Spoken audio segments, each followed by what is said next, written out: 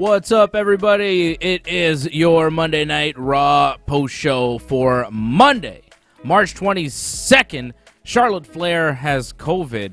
Bunch of matches made for WrestleMania, and Braun Strowman has sound effects. Let's go!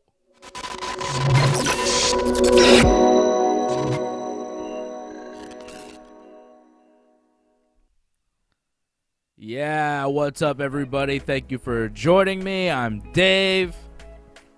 You know me. It's Raw. What did you all think of Raw? Shout out to everybody in the chat. Don't forget to like this video. Don't forget to subscribe. Click the bell. Leave a comment. Shout out to the members. I'm seeing some of the members in the chat right now. Rob Cluse, Patrick C. Hamilton, Craig Paquette, Doug Hepburn. Shout out to all the members. We still got the music going. I like that the music is still going. Maybe I can get rid of this music. Is the production team going to get rid of the music for me? Are we just vibing? What are we doing here? There we go. I think we're getting rid of the music. Are we just vibing? What's going on here? There we go. Stop the music. We got Raw to talk about. Thank you. All right. What a show, right? A lot happened tonight on Monday Night Raw. It wasn't the best episode of Raw, but, it was eventful. Match-wise, as far as in the ring, I don't think we saw anything tremendous. We had some good matches last night at Fastlane, so, it was kind of an off night. AJ Styles didn't work Fastlane. He worked tonight against Kofi. I thought they had the match of the night right off the top. I think AJ and Kofi, that was clearly the number one match for me. I don't know about everybody else, but I thought AJ Styles, Kofi Kingston, that was pretty good. That was a decent match. AJ taking the loss, actually, to Kofi there in that one, setting up their match at WrestleMania. AJ and Omos versus Woods and Kofi. They didn't tell you when that was going to be, but they did announce when matches are going to take place. Bobby Lashley versus Drew McIntyre will take place on night 1 of WrestleMania, Saturday, April 10th. Bianca and Sasha will also take place on night 1 for the Smackdown title. And Bad Bunny versus The Miz, which we'll talk about. Not a tag team match. One-on-one, Bad Bunny versus Miz. Kind of leaving the real wrestlers out of this one. We'll get to it. Mania Night 2 will have Roman Reigns versus Edge for the Universal title. I think Roman Reigns versus Edge versus Daniel Bryan really in a triple threat, but we'll see. We got 3 weeks to go. And then Asuka versus Rhea Ripley. Rhea Ripley making her Raw debut tonight and challenging Asuka to a match at WrestleMania for the title and getting it, apparently. Matches were made tonight in very strange ways. That's going to be the theme of the show. Matches made strangely. The finish with Alexa Bliss just pointing to the sign, and then they put the graphic on the screen. Randy versus The Fiend is official for Mania. I'm like, this is how we're making matches now? They have a confrontation in the ring. Alexa Bliss points to the WrestleMania sign, and official. Adam Pearce doesn't have to okay it. There's no contract signing. Randy doesn't have a say-so in this. It's just like, yeah, that's how we do matches now for Mania. Okay.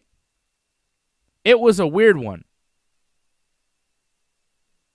Let's start at the top. Bobby Lashley beats Sheamus with the Hurt Lock after a distraction from Cedric Alexander. This was weird. This came out of nowhere. Shelton Benjamin and Cedric Alexander were interfering on Bobby's behalf, but Bobby and MVP didn't seem to want them to do it. These guys are cheating heels for months. Shelton and Cedric are there to help Bobby do whatever, win matches, cheat to win. They're heels. It's what they do. And Bobby and MVP are mad about it for some reason. Bobby's like, I don't need you guys to beat Sheamus. I can beat Sheamus on my own. Really? You seem to try to take every shortcut up until this point, and you're going to continue to take shortcuts here if you follow the Lashley story. It made no sense. So Shelton and Cedric beat Sheamus up after the match, while Bobby and MVP just watched in confusion. They're like, what are you doing this for? Drew came out to save Sheamus, takes out Cedric and Shelton. Drew and Bobby have a face-off. They talk trash to each other. MVP's like, no, Bobby, save it for Mania. Eventually, he leaves the ring. Then Shelton and Cedric are backstage with MVP and Bobby, and MVP tells them that they've embarrassed Lashley by making it seem like he couldn't win on his own, and they also embarrassed Lashley when they lost the tag team titles back to the New Day.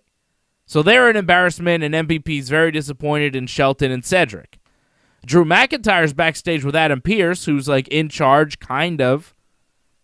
And Drew wants a match with Shelton and Cedric, and if he wins this 2-on-1 match, they would be banned from ringside at WrestleMania. And he does win. And it wasn't much, but he won. Not a great match, nothing special here. Drew beats Shelton and Cedric. Gets the pinfall on Cedric after hitting his Claymore kick. So they're banned from ringside at WrestleMania now for the match. Which, for some reason, upsets MVP. So, MVP doesn't want Cedric and Shelton to interfere on Bobby's behalf during the Sheamus match, but he wants them to do it during the Drew match. Okay? Because Sheamus is terrible. Because Sheamus is worse than Drew. Is that what we're supposed to understand? It didn't really make a lot of sense. Because MVP was mad that they lost the 2-on-1 match to Drew. And Bobby shows up and he shoves Shelton Benjamin. And he says, look, if you guys can't get the job done, I'm going to find somebody else who will. So it seems like they've dropped Shelton and Cedric from the group. And then Bobby goes and finds the 24/7 title guys. And he's like, if any of you guys can take out Drew McIntyre before WrestleMania, I'll give you a WWE title shot. So Shelton and Cedric are not suitable for Bobby to be his lackeys to interfere for no reason in particular, just all of a sudden. And now he'd rather have Tozawa or Humberto Carrillo or Drew Gulak or Grand Metalik or Lince Dorado or even Ricochet, who's there, who's kind of like down with the idea now, even though they spent months trying to convince Ricochet to join the Hurt Business. Now he's backstage and he's so desperate because he's hanging out with Tozawa. He can't even beat R-Truth at this point. He's like, well, I guess I'll try and help Bobby beat up Drew if it's my only shot at being relevant in the company right now. Ricochet. Poor Ricochet. Talented wrestler. This is what he's doing. It's pathetic. It's an absolute joke, and it makes no sense. Again, the character's motivations never make sense in the WWE. Once again, MVP and Bobby don't want Cedric and Shelton to interfere in the Sheamus match, but they really are hell-bent on having them ringside for the Drew match at Mania. I'm willing to accept that, but then Bobby's saying, Shelton and Cedric, you guys are the worst. I'm going to go find better jabronis to be my lackeys. And he's like, Tozawa, Humberto Carrillo, you guys are my guys. It makes no sense. Doug Hepburn says, only way Drew versus Lashley gets interesting is if Brock Lesnar shows. Yeah. I'm not super excited about Drew versus Bobby at Mania. I wasn't thrilled with Bobby versus Sheamus tonight. I don't think it was very good. Sheamus has been having good matches with Drew. The match with Bobby was kind of not much of anything. Rob says, you know better than to look for logic in WWE. They can't even follow their own logic over the course of one show. Solid point. Solid point. Yeah, I don't know. I don't think Brock's going to be at WrestleMania this year, guys. Sad to say. I don't think we'll see Big Brock. It's going to be Drew versus Bobby one-on-one. That's the match. That's what we're doing. Don't expect a change here in the next couple of weeks. If Brock didn't show up tonight, I mean, come on. Brock is not going to be at WrestleMania this year. That's a guarantee. Okay? It's going to be Bobby versus Drew for the WWE Championship, and the stipulation is two guys that don't even seem to be associated with Bobby and MVP anymore are banned from ringside. I mean, what kind of stipulation is that? Right? It's ridiculous. Oh, Shelton and Cedric, you guys are banned from ringside. Oh, well, we can't help Bobby. We're in the Hurt Business together. No, you're not in the Hurt Business anymore. Okay, so we're banned from ringside? Yeah. All right. Cool. We don't care. Bobby just pushed me down. I don't even like Bobby. Stupid. So stupid. This show was dumb. There's a lot of dumb stuff that happened on the show. Of course, it ended with a Randy and Fiend promo, so you know it was dumb. Asuka and Peyton Royce have a match. It was okay. You know, it was not great. Asuka won. Big surprise there. Asuka lock submission. Rhea Ripley comes out after the match and tells Asuka that she's one of the greatest women's champions in WWE history. And she says, oh, Charlotte Flair's not here because she's recovering from COVID. She actually said COVID on WWE TV, which is not something they say very often. And then Rhea challenges Asuka to the championship match at WrestleMania. And Asuka says Rhea's not ready for Asuka, but then she accepts the match anyways. So Rhea Ripley on her first night on Raw, after having 0 matches on the main roster, challenges the champion for a match at WrestleMania and gets it.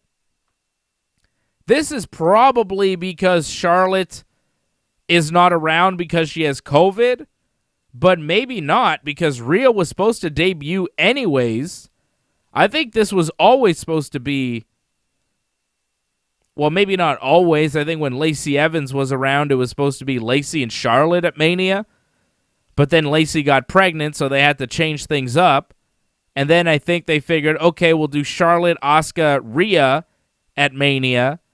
But then Charlotte got COVID, so they're like, well, maybe just Rhea, Asuka, unless we can get Charlotte back. Very strange stuff going on with Charlotte Flair. Like, I'm not fully buying that all of the things going on with Charlotte Flair are just because she has COVID. She tested positive for COVID and has been at home resting. It's just odd, right? Because Andrade, 3 weeks ago at the Raw taping, he requests his release. He got his release. Apparently, he's got no compete clause. Like, he can go to another company now. He could wrestle now on TV for somebody else. He could go to Dynamite Wednesday. Like, that's nuts. They just gave him his release and like, yeah, go wrestle. It's no 90-day waiting in between like everybody else that gets released. Andrade is just free to go. So that was suspicious because Andrade, that 1 week, he's not there. The week after, Charlotte's not there. I mean, Andrade hasn't been there, but he asked for his release. That was public knowledge. He confirmed the report. Charlotte's not at the next Raw. And then they took her off a WrestleMania poster, so it was very suspicious. And now Charlotte comes out during Raw, like maybe 20 minutes before Rhea Ripley shows up on TV. She says she has COVID. I believe that she does, but I'm not sure that's why. I mean, I think that's why she wasn't at Raw last week, but I'm not sure that's why she was removed. That's the whole story with the WrestleMania poster.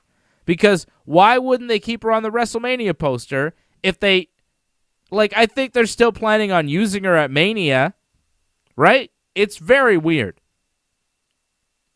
Because Drew McIntyre, when he was WWE Champion at one point, he had COVID, and he was booked in a match with Goldberg, right? It was the Goldberg match. And they booked it. He got COVID. They never said the match was in doubt. They were just like, oh, we'll just wait a couple weeks. He'll test negative, and then he'll be at the pay-per-view. And he was. And that was a shorter amount of time between the positive test and the match then this would be here with Charlotte. Because we're 3 weeks away. So you would think. So this is what Charlotte tweeted out tonight. I know everyone has been wondering where I've been. I tested positive for COVID, and I've been home resting. Thank you, everyone, for your love. And then Andrade tweeted out, 4 more days, and you clear, hashtag mommy, I hope, and go back to the WrestleMania poster. So Andrade noticed that she's not on the WrestleMania poster, right? It's odd. But you would think that she'll be back before Mania and they'll turn it into a triple threat match. That's what I think. I think they do a Asuka, Rhea, Charlotte match at Mania. It's just weird that they would take her off the poster. I don't know if you needed to. There are rumors of Charlotte going to SmackDown, but why? Does she insert herself into the Sasha-Bianca match? I don't think you need that. I don't think so. I mean, I don't know why she would go to SmackDown unless she's just going to wrestle Bayley in some sort of match because Bayley's doing nothing, and Bayley should be doing something at Mania. I don't know. Patrick C. Hamilton saying she should be recovered before Mania. Yeah. Angelo saying supposedly she'll be back in about 4 days. That's what Andrade's saying. Some people are saying, Bob Cote saying that what culture? They're saying that there is a 90-day no-compete, but some people are saying there isn't a no-compete. I mean, we'll find out. But Patrick says not convinced COVID is the reason. Yeah, me neither. It's just weird that they would take her off a poster and not book her for the match 3 weeks away from Mania when Drew McIntyre had COVID and it was 22 days or something. Maybe it was 2 weeks. It was a very short amount of time. I forget exactly how much time it was between Drew getting COVID and then the Goldberg match, but it was razor thin. He showed up the Raw before the match, and that was the only time he showed up to face off with Goldberg. So I don't know. So Charlotte Flair has COVID, but Rhea Ripley is getting the match with Asuka, as apparently you don't have to do anything. You just have to come out and challenge Asuka, and she has to accept. Okay? That's how you earn a WrestleMania title match these days. Poor Bianca Belair had to win a Royal Rumble. Bianca had to win the Royal Rumble. Rhea Ripley shows up and is just like, I challenge you. And Asuka's like, you're not ready, but okay. I mean, to be fair, she tells everybody that they're not ready, even then sometimes they are ready, but I think in this case she really isn't ready for Asuka at Mania because she hasn't been built up. And if you don't watch NXT, you don't really know who Rhea Ripley is. And she hasn't really earned anything as far as storyline goes. Shouldn't you beat some people to get a title shot? Oh well. Miz and Morrison. Talk about weird matches getting made. Miz and Morrison are in the ring for a promo. They talk about Damian Priest and Bad Bunny. Bad Bunny? Booney? I love that guy. Miz says he's the only 2-time WWE Grand Slam winner, but doesn't get any respect. Miz, not Bad Bunny. Miz shows a new WrestleMania poster, and this one's got a bunch of people on it that weren't on before, including Daniel Bryan. First time I've seen Daniel Bryan on a WrestleMania poster, which tells you something about what's happening at Mania. It's going to be Roman versus Edge versus Daniel Bryan. Okay? So Randy, Bryan, Bianca, Edge, Roman, Drew, Sasha, Bobby, Damian, and Bad Bunny are on the poster. Which is why is Damian Priest on the poster if he's not going to be in the match? Suspicious.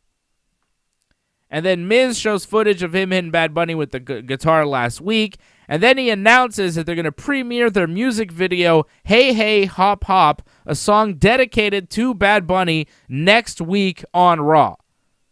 And I'm thinking, do you have to? They show a clip of the video, and it's enough. We get it.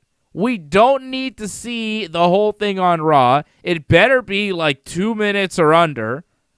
I don't want to be sitting through a whole song of Miz and Morrison in bunny outfits doing this weird mock reggaeton of Bad Bunny. It's just weak. Can't they just put it out on their Twitter and show highlights of it on Raw next week? Like, don't waste my time next week with this. Bad enough. Miz challenges Bad Bunny to a match at WrestleMania. And Miz says that he's not just going to end Bad Bunny's music career, he's going to end his career, period. Doesn't he just have a music career, though? He should have said, I'm going to end him, period. That's what he should have said. I'm not just going to end his music career, I'm going to end him at WrestleMania. That's what you say, Miz. You don't say, I'm not just going to end his music career at WrestleMania, I'm going to end his career, period. Does he have a second career that I'm unaware of? His wrestling career? What are we talking about? You're going to end his music career. That's his career. I'm not just going to end his music career. I'm going to end his career, period.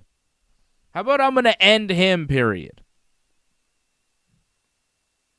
Yeah, you don't have to say I'm going to kill him, but just say I'm going to end him. That's right. Not murder, but, murder adjacent. So Miz challenges Bad Bunny to a match at WrestleMania. Then Miz says, watch this, Bad Bunny. Watch how good of a wrestler I am. And then he goes on to beat Jeff Hardy in a match. Miz beat Jeff Hardy. Future Hall of Famer, former WWE champion, legend of the wrestling business, well-respected Jeff Hardy. Miz beat him on Raw tonight. Hit his finisher, 1, 2, 3. Beat him without interference. Even told John Morrison to go backstage before the match because he could handle this himself. And then he did. What? Ridiculous. It was ridiculous. What's Jeff Hardy doing right now? Poor Jeff Hardy. He's going to be in the Andre the Giant Battle Royal, right? What else is he doing at Mania? Jack shit. Bad Bunny hit Miz with the guitar after the match. That was a highlight. That was fun, right? Seeing Miz get hit with the guitar from Bad Bunny.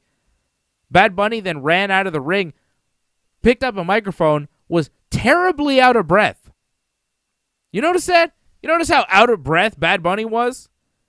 He accepted Miz's challenge for the match at WrestleMania and says Miz is a bitch. Called him a bitch. So you know the fight is on. It's going to be Bad Bunny versus Miz. 1-on-1 on Saturday, April 10th, night 1 of WrestleMania. This was made official tonight. And they just showed Damian Priest like in the corner of Bad Bunny and John Morrison in the corner of The Miz. I really thought that Morrison and Priest would carry a tag team match for their non-wrestler partners. Miz and Bad Bunny, the non-wrestlers in the match. But instead, they're going to try and get Miz to carry Bad Bunny to a match at WrestleMania. Miz.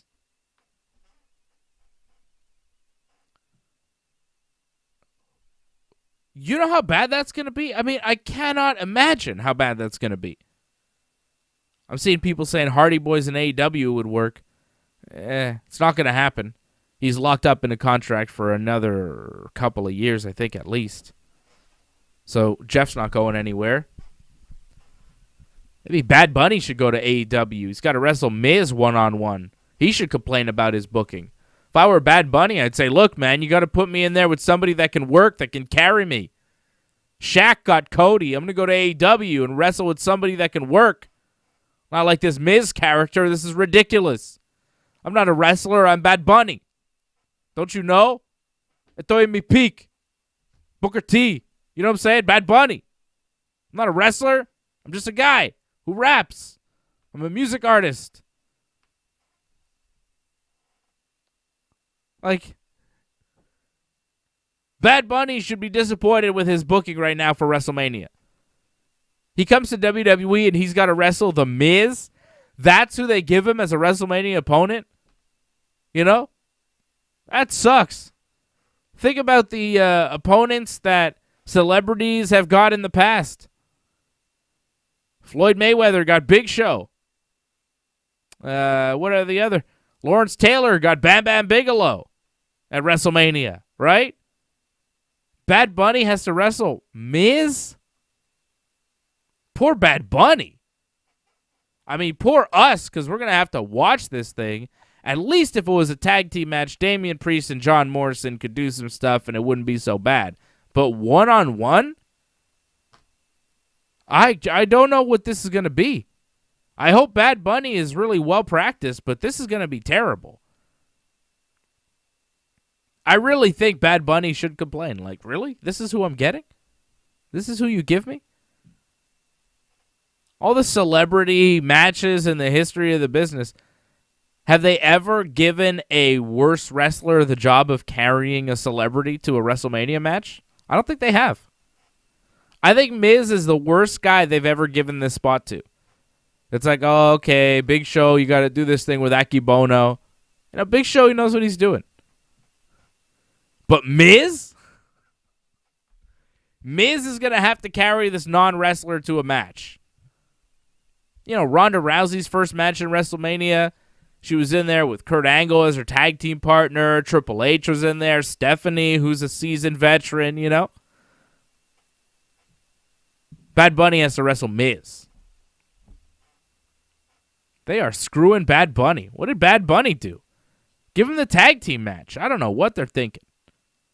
So that's happening. AJ Styles cuts an in-ring promo with Omos. AJ talks about beating the New Day at WrestleMania and the kind of damage that Omos is going to do to them. New Day comes out. Kofi starts talking in a British accent, which was weird, and talks about how AJ and Omos are not a team, and then they say they're not even friends, and then they ask all sorts of questions to AJ about Omos, like what his favorite color is. AJ says red. Omos says mauve. Woods asks what's his favorite ice cream. AJ says vanilla. Omos says peanut butter caramel. They ask Omos who his favorite WWE superstar is. AJ says it's him, of course. Omos says Andre the Giant.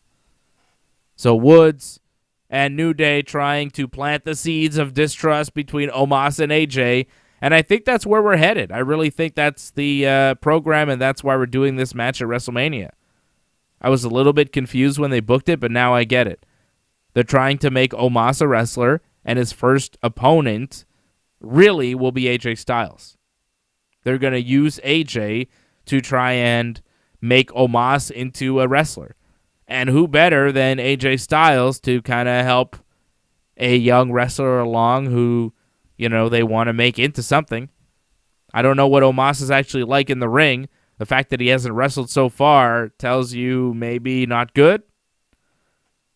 But he's going to be in this tag team match, and I think what's going to happen is New Day, you know, they're going to convince Omos over the time that AJ is bad and he's just using him, and then it's going to be made apparent some way during the match.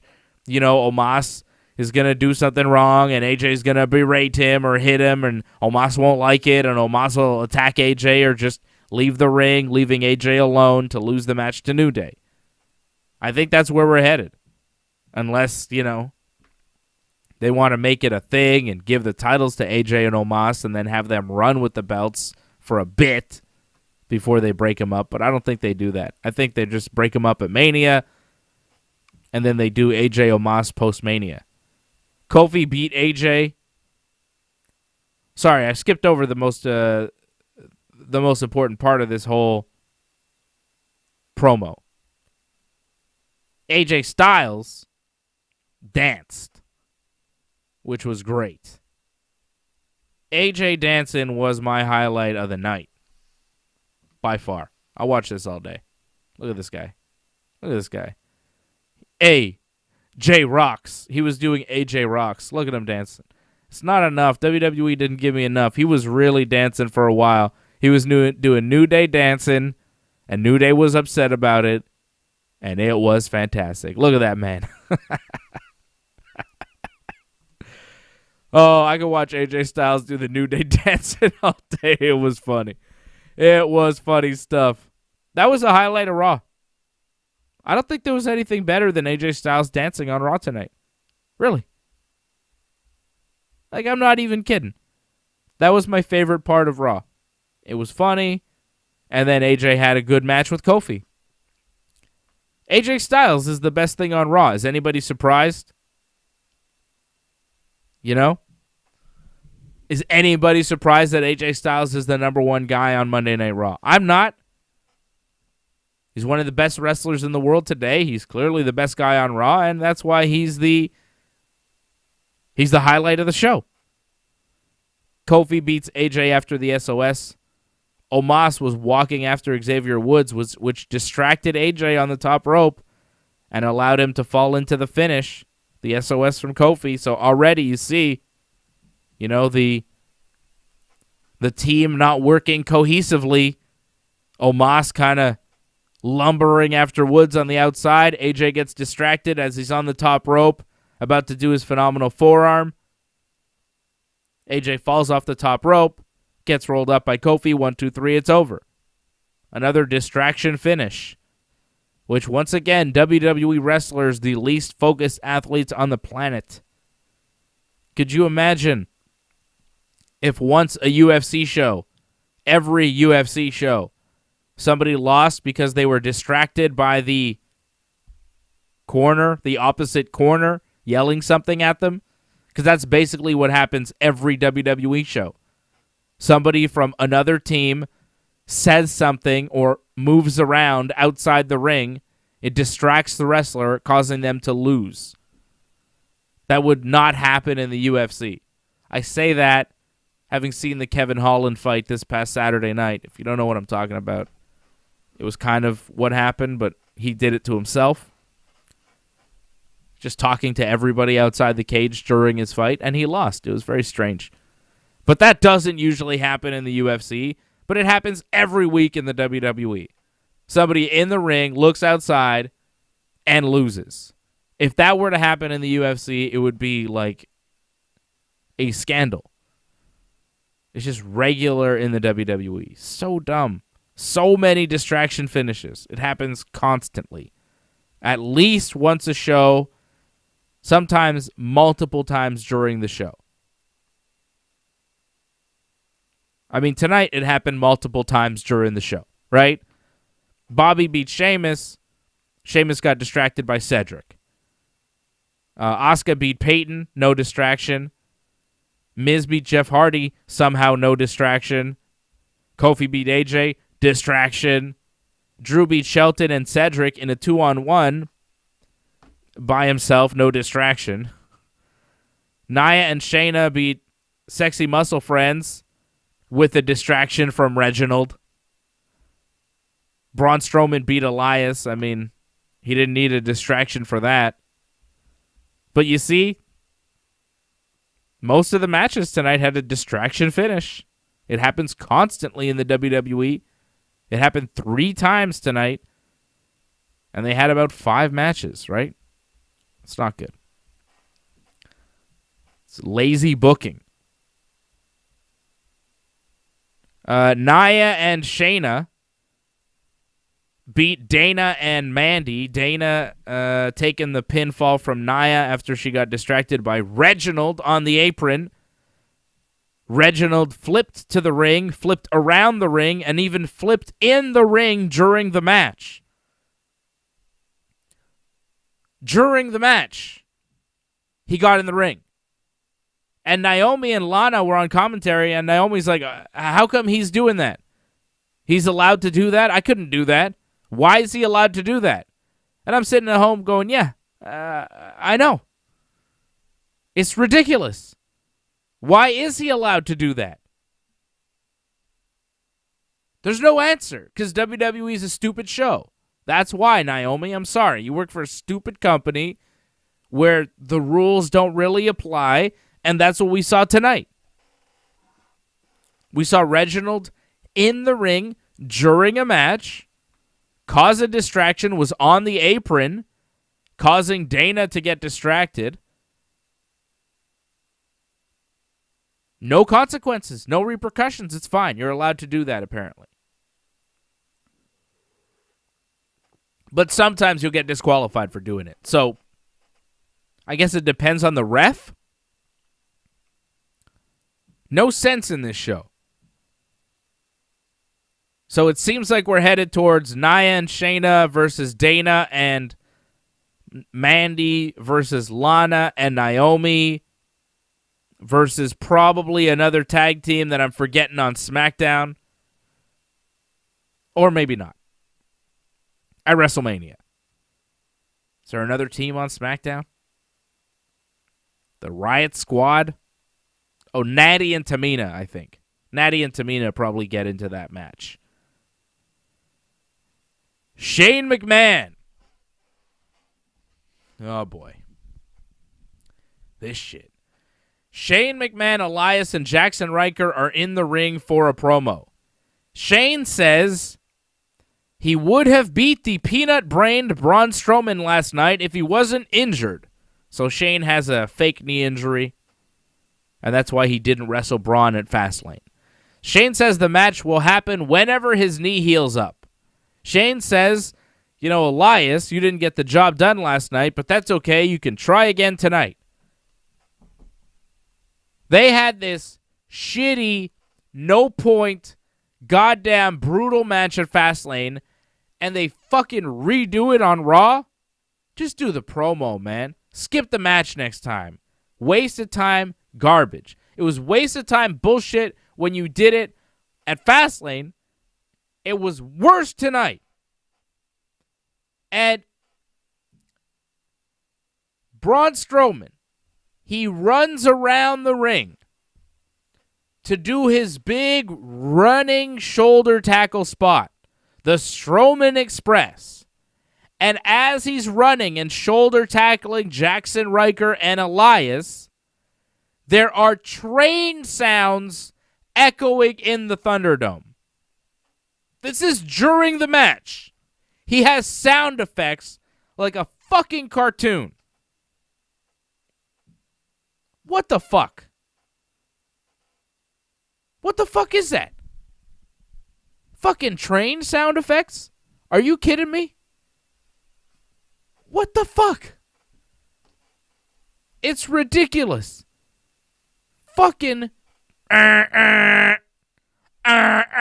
Strowman Express, oh my god. Fucking Diesel's coming out. I didn't know what the hell was going on. I was like, is that wrestling? What is that sound? Is that outside? Is there a truck outside my house?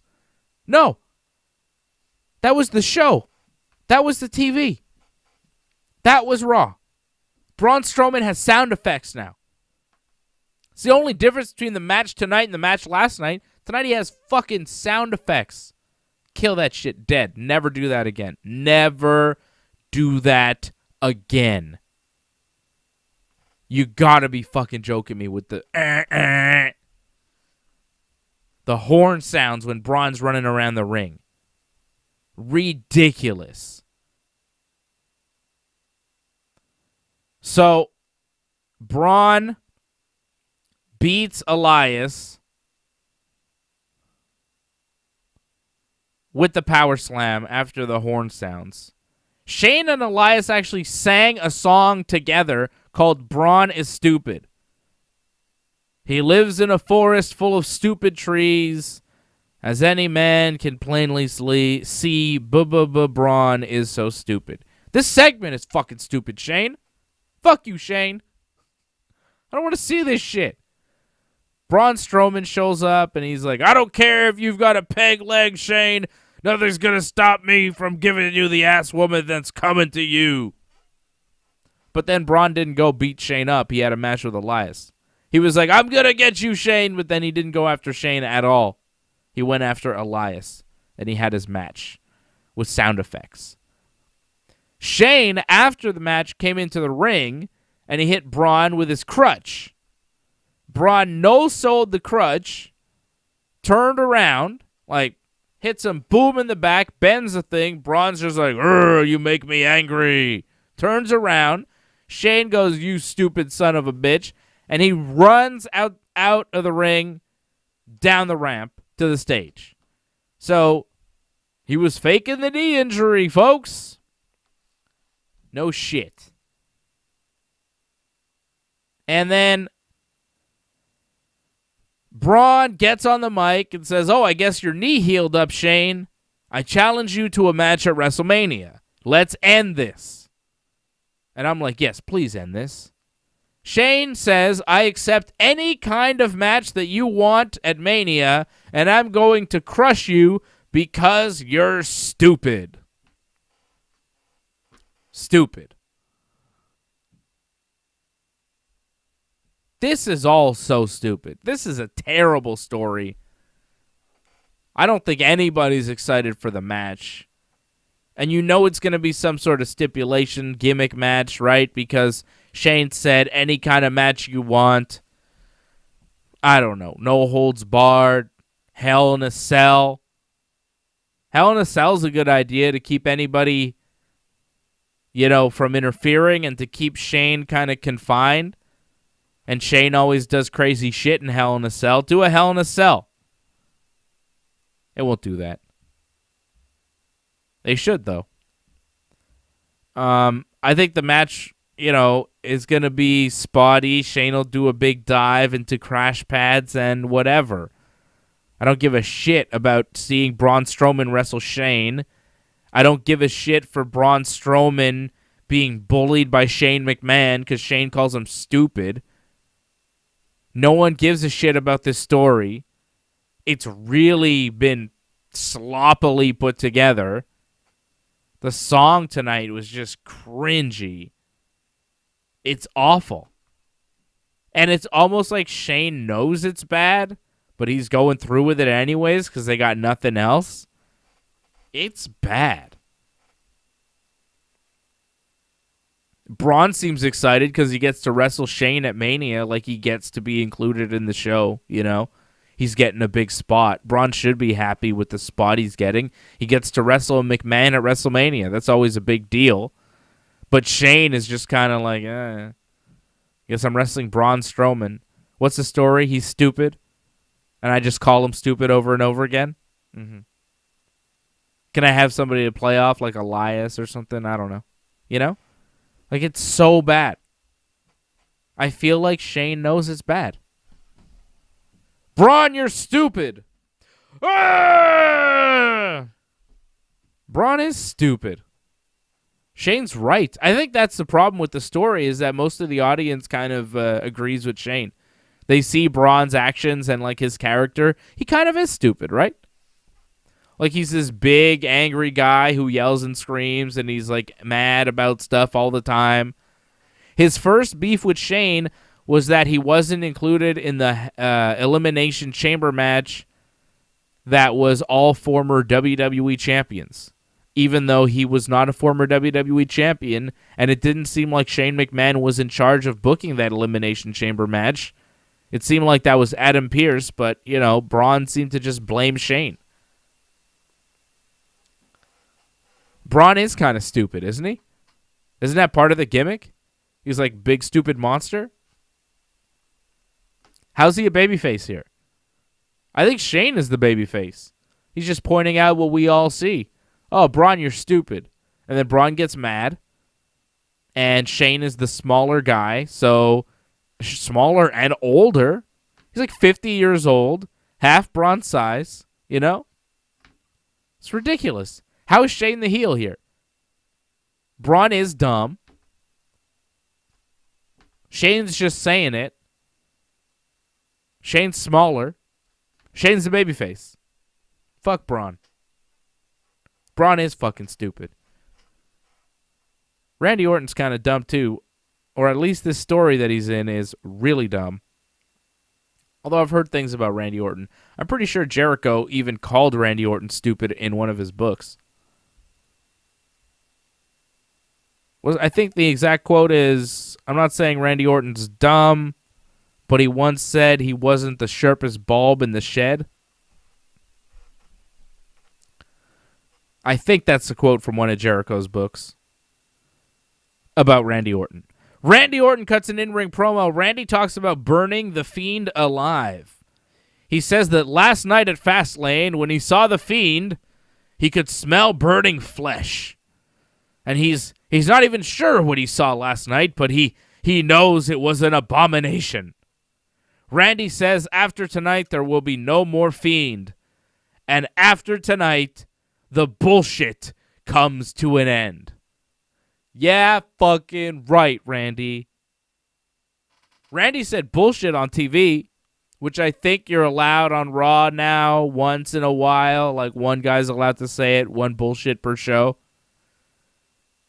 And Randy's like, tonight the bullshit comes to an end. I think tonight we get deeper and deeper into this bullshit, Randy.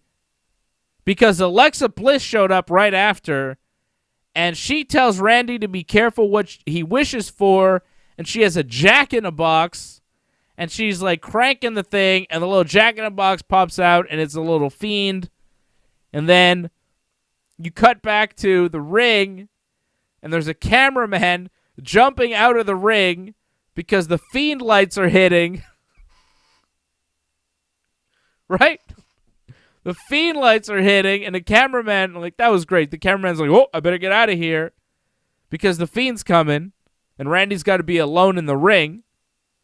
So then the Kane pyro goes off in the corners, right? The big fireballs in the corners. Kane used to do it all the time. No big deal. And the Fiend shows up. He's all burnt up, and he's in the ring now.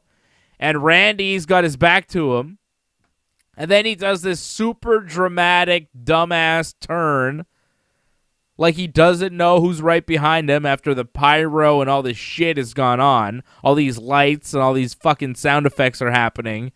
And he's standing there with his...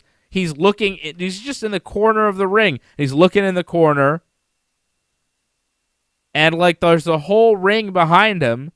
He doesn't think to fucking have his back to look at most of the ring. He just has his back to everything.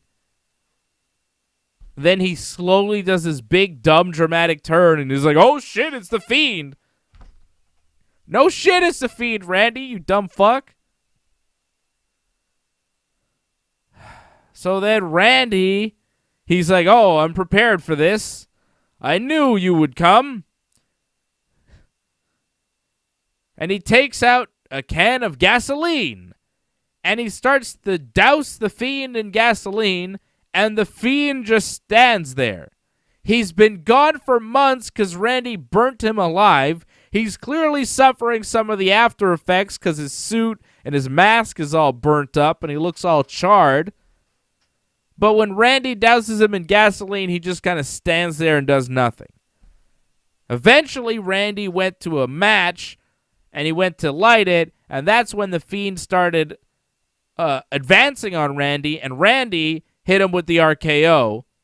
So now he's face down in a puddle of, gasoline or probably just water, right? Because nobody was lit on fire, okay?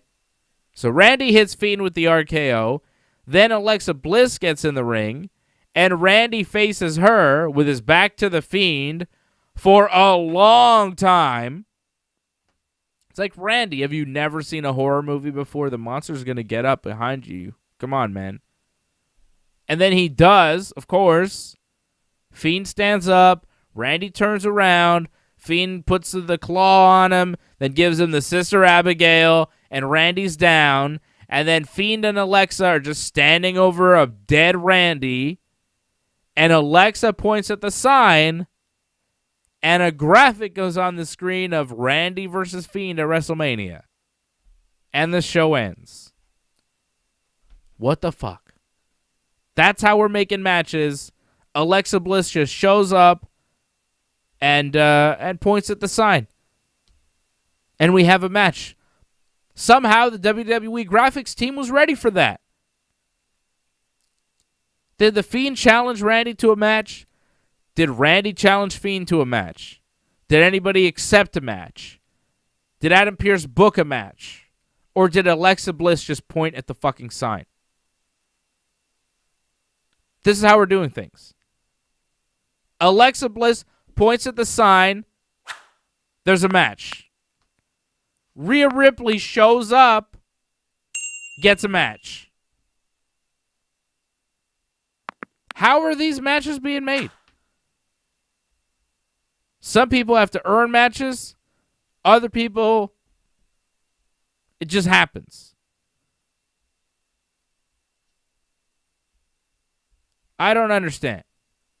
Alexa Bliss points at the sign, gets the match for Fiend against Randy at Mania. For some reason. Great build. Great stuff. I mean, at this point, we know that we're headed towards that match, but this is how we do it? Like, couldn't Alexa point at the sign and then they announce it, like, after Raw goes off the air on Twitter or something?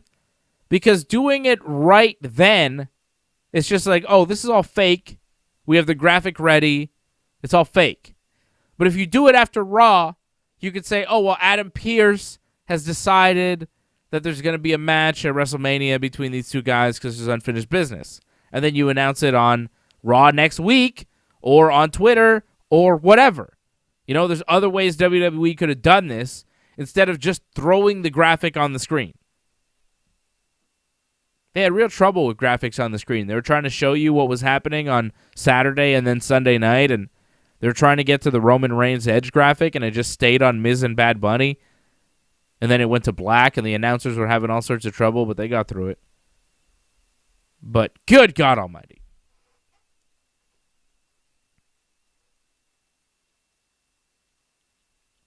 And yeah, people were talking about the Randy Orton wife thing.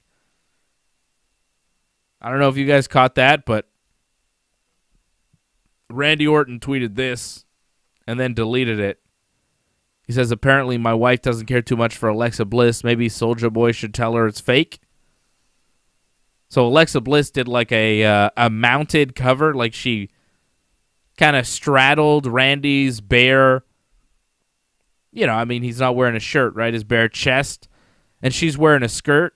I think she's wearing shorts and stuff under the skirt, but still, it looked a little, it was a strange way to pin Randy on the pay-per-view. It was a little, you know, a lot of people noticed it. We talked about it on the post-show last night. And apparently Randy's wife noticed it and wasn't too happy. Randy deleted that tweet for some reason. I don't know why he deleted it.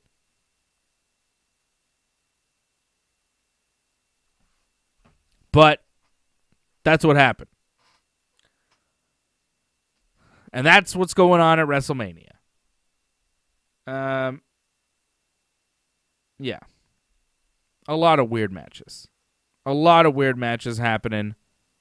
A lot of weird stuff happening tonight.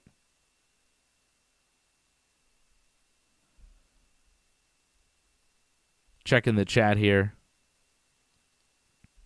Mako says, did Bliss hump Orton tonight? Not tonight. Not tonight, Mako. Take it easy. Take it easy.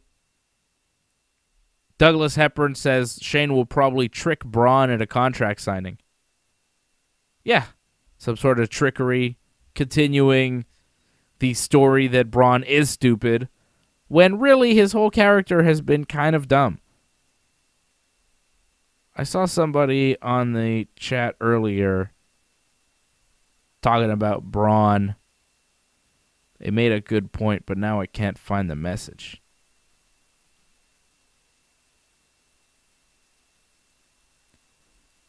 I can't. I don't know. Something about Braun Strowman and how he's just kind of a goofy character. Angela says not the best Raw tonight. I agree. I agree 110%. And the Ringside Report production team is first rate. I agree with that as well. So not a great episode of Raw tonight, but a lot of mysteries solved. Charlotte Flair has COVID. We know that. We know where she is. I think she's going to get back before Mania and probably turn that Rhea Ripley Asuka match into a triple threat. Bad Bunny versus Miz one-on-one is a real head-scratcher. I think they should turn it into a tag team match, but I don't think they will. Drew versus Bobby, official for Mania. I mean, whatever. Randy versus Fiend, the way they did that was weird. And then they announced the cards for both nights, or at least a few of the matches. Lashley Drew, Bianca Sasha, and Bad Bunny Miz will be on night 1. And then Roman versus Edge versus Daniel Bryan, probably. And then Asuka versus Rhea Ripley will be on night 2.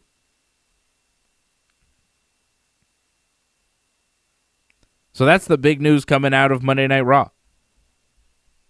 I want to give a shout out to all of our members. Become a member of the team. You can go to the YouTube page, become a member there. You can go to donate.ringsidereport.net, become a member there. You could go to merch.ringsidereport.net, pick up some of our merch, like some of these cool cups that we have. Look at that. Cup with my face on it. Where's my face? There it is. There's AJ and Freddie. And me. Okay? I will be back here Wednesday night, right after AEW Dynamite, for the Dynamite post show. And Mako wants to know, what's the big Mania match? I think it's Roman and Edge and Daniel Bryan. I think that's the biggest one they have.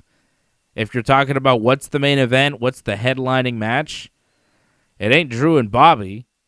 I think it's Edge and Roman, right? That's the top match. Somehow.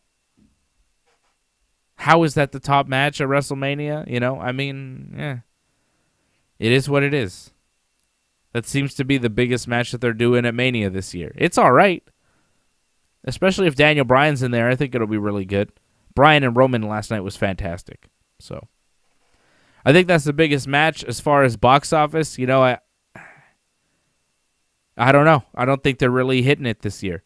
I don't think people are going to be really buzzing about much from WrestleMania. And from Raw, the big match is Bad Bunny and The Miz, I think. You know, Drew and Bobby is one thing, but Bad Bunny and Miz, probably.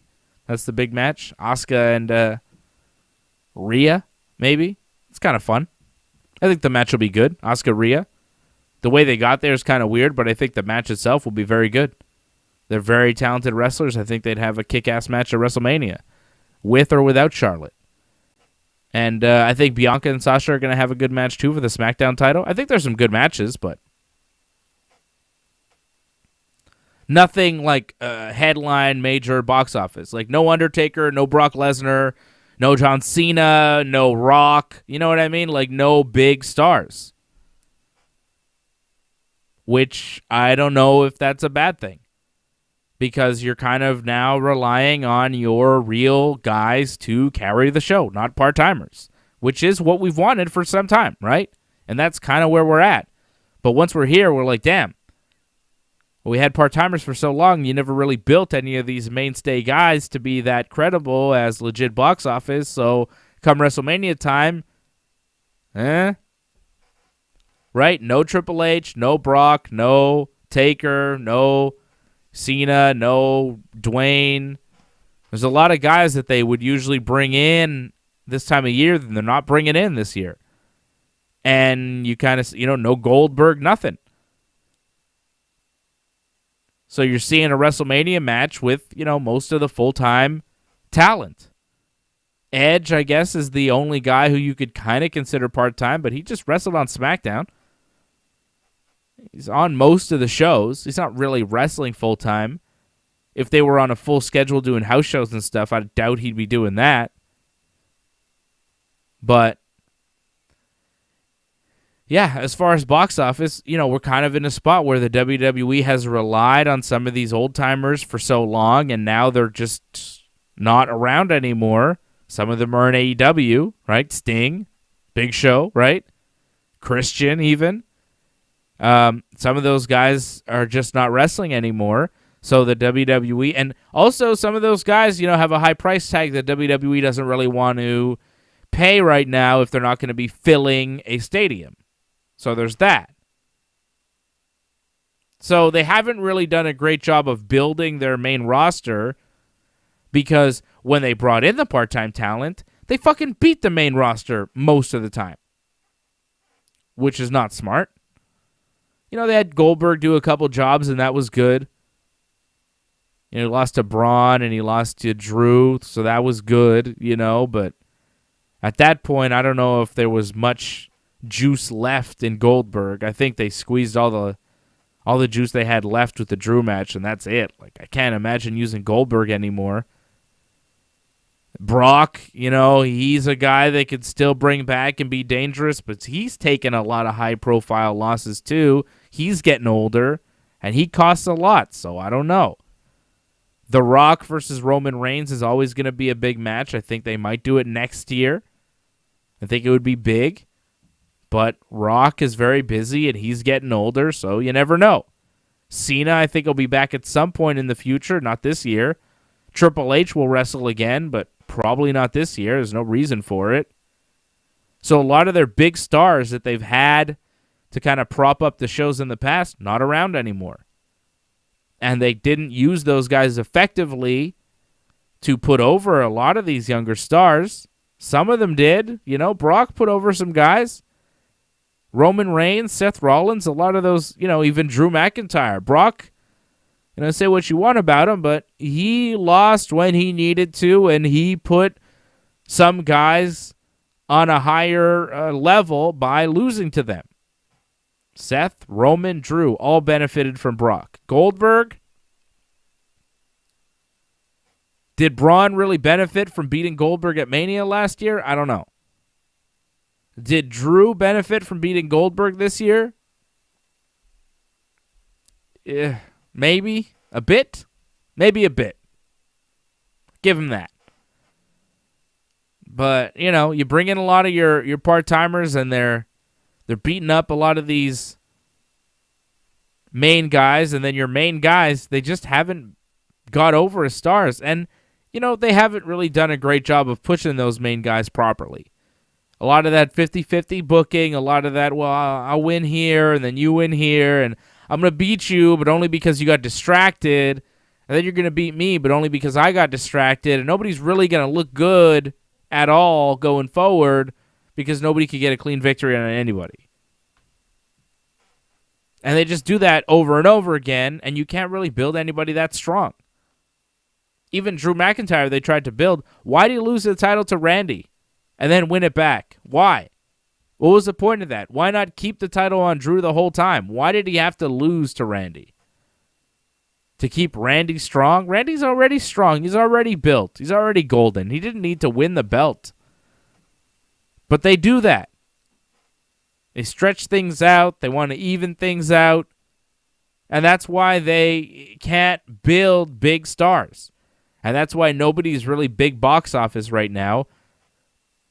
The only guy they've really built properly is Roman Reigns. He's the only one. And it's taken a very long time to get to a point where people see him and they're like, yeah, he's pretty good. And, they've done a very good job, and he was very, very well protected for a very long time. Like, Roman Reigns has been a project, and he's been the chosen one. And he's the only guy that they've managed to build over the years into like a legitimate WWE superstar. That people go, he's a star. He's in the big match of WrestleMania. He's the main event. It's Roman. It's only Roman. He's the only guy that they focused any amount of attention on. And it's worked. But in the process, they forget about everybody else. Everybody else. So, they've got Roman. He's a star. He's beat them all. He's been through the Shield. He was the star of that group. They made it clear back then. And he's still a star. And they have that. But they have nobody else that they've really made into a big superstar. Other than maybe, Charlotte Flair and Sasha Banks. Like, some of the women are superstars. The male talent, they don't have that many legit box office stars. But some of the women are. Charlotte is there. I think Bianca's on her way to getting there. Sasha is there.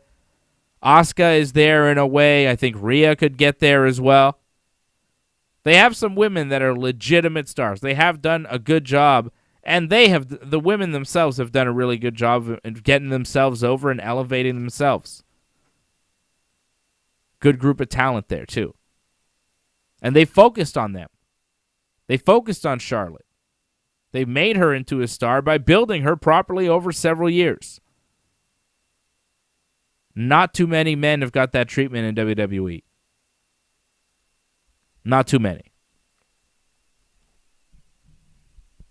Angelo says he's the only star they have now. Exactly.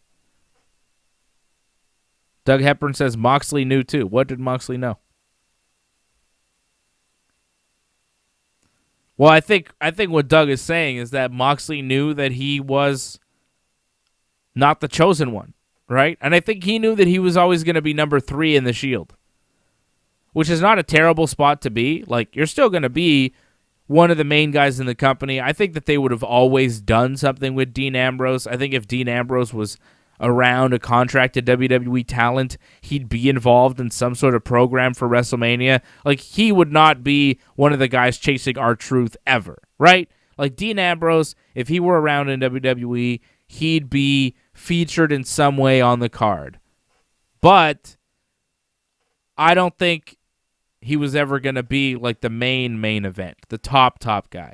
That guy's Roman and is always going to be Roman, right? Seth, I think, is always going to be number 2 in the company to Roman. He might overtake him as the number 1 at certain times, but it'll always be really Roman's show, Roman's company. And Dean knew he was kind of like the 3rd guy there. So he's like, well, I could be the top guy in AEW. I'm going to go and do that. And he is. One of them, at least. Had a long run with the belt. Becky Lynch as well. Becky Lynch is a superstar. She's just not around. But Becky, Charlotte, Sasha, and Bayley are all megastars of professional wrestling. Which is, why it doesn't really make sense for Bayley not to have a match for WrestleMania right now. I hope they set something up with Bayley on SmackDown. And maybe she does wrestle Charlotte at Mania, and it's Bayley versus Charlotte, which I would be totally fine with. I would be good with that. It would give Bayley something to do, and then you could just do Rhea and Asuka one-on-one. That's good for me. I would almost rather that, because what's Bayley going to do? She's going to be in the women's Andre Battle Royal. Are they even going to do that this year? Like, what does Bayley do otherwise? I think Bayley versus Charlotte would be great if Charlotte really is going to show up on SmackDown Friday. I hope it's to challenge Bayley to a match at WrestleMania, because Bayley deserves something. She's been great. She's a top talent. A lot of people deserve something, though, in WWE, right? Ricochet doesn't deserve to be in the job squad, but there he is. There he is. Yeah, Angelo. I see Angelo talking about Ding Dong Hello. Charlotte could be on Ding Dong Hello this week. Special guest. That'd be good. That'd be good stuff. I think they'd do good promos together, too. Do that. Do that, WWE. Why not? And then keep Charlotte on SmackDown post-Mania. Why not? Shake things up. Does it matter? Does it really matter what brand you're on at this point? They're going to do a draft after Mania at some point, right? They have to. They got to redraft, shake people up, move people around. All right. I'll be back here after Dynamite Wednesday night, 10 p.m., right after AEW Dynamite. I'll be back here after SmackDown Friday night, 10 p.m. Eastern. And I will also be here on Thursday night, 8 p.m. for Ringside Report MMA. We're going to preview UFC 260 Stipe versus Francis. Stipe Miocic versus Francis Ngannou. UFC 260 coming up Saturday night. We'll also be doing the watch-along for that Saturday night at 10 p.m. Saturday night, 10 p.m., UFC 260 watch-along. So it's a big, big week on the Ringside Report Network. I'm here on Wednesday night, Thursday night, Friday night, and then again Saturday night for you. And if there's any breaking news in the meantime, I'll be here as well for you. Go to ringsidereport.net. Like this video, subscribe to the channel, leave a comment, And when you subscribe, click the bell so you get notifications every time I'm on. You never know when we're going to be on next. The Ringside Report Network, always going strong. Thank you to the members. Sign up, become a member. Go to donate.ringsidereport.net.